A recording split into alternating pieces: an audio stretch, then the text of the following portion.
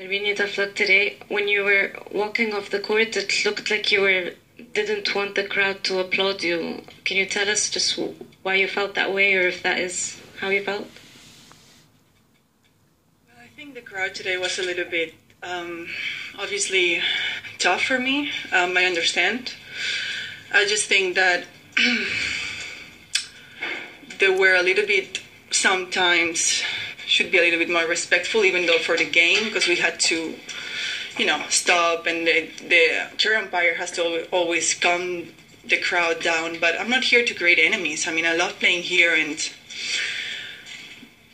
it's not a good feeling. So. Carol? Garbiñe, you didn't look to be able to find your A game today. Was it sensation? Was it the nerves? What went wrong for you?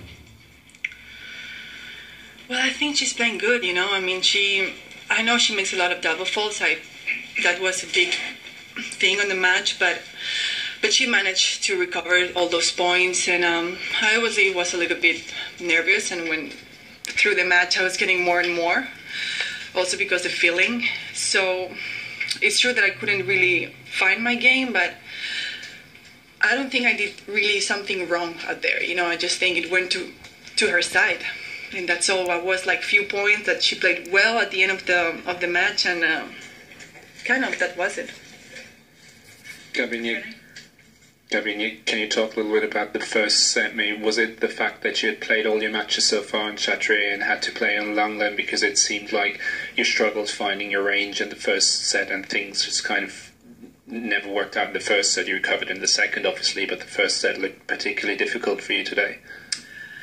Well, I wasn't expecting to play in that court. I thought like it was a great match, and I was looking forward to play on the center court. But I'm fine. I played so many matches on Langland, and I had big wins and big losses also, so it didn't really matter. But I just think it was a tricky round. I think all the opponents that I had in this path until today, they were extremely hard, and they were also clay court players, and I think that today didn't just went my way.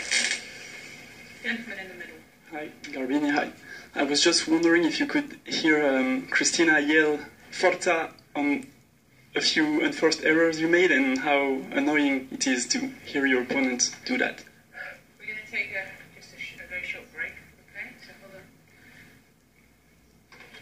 on. For a minute? Okay. Bear with us, please, for a few moments. Stay in your seats, and we'll let you know. Gentleman in the middle, could you read the question again, please? No, go for it. Go for it. We're hearing the good and the bad, so go for it. Yeah. It's a stupid question. I was just wondering if you could hear Kristina yell Forza on your unforced errors, and if it was annoying to hear that, but I don't want to. No, I think she speaks like 25 languages, I heard, so. Next question, please. Ben? Just what's your primary emotion? Is it disappointment? Is it anger? Obviously, this is tough for you. No, I think it's just a mix, I went out there, and it was a tough match, I have to say. And, I mean, it's obviously both. I'm disappointed because it didn't go my way, and it also was, just tough today to be on the court, honestly. Reem? Garbiñe, I know the match just ended a short while ago, but what do you feel you may have learned about yourself or your experience here as the defending champion, and just talk about it as a whole?